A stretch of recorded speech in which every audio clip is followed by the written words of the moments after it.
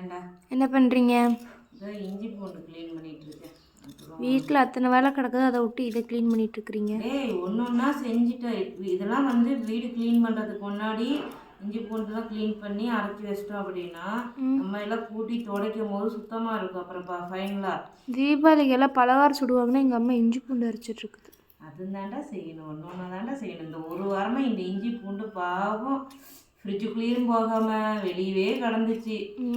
இன்னைக்கு தான் அதுக்கு விடிவுகள் வந்துச்சு. நானும் நினைக்கிறது லைவ் போய்கிட்டே இஞ்சி பூண்டை க்ளீன் பண்ணிடலான்னு. ஆனால் எனக்கு முடியல, டைம் இல்லை. அதனால் இன்றைக்கி அந்த வேலையை முடிச்சு பல்லடம் வந்துருச்சா, இப்போ இன்றைக்கி வந்துடும்.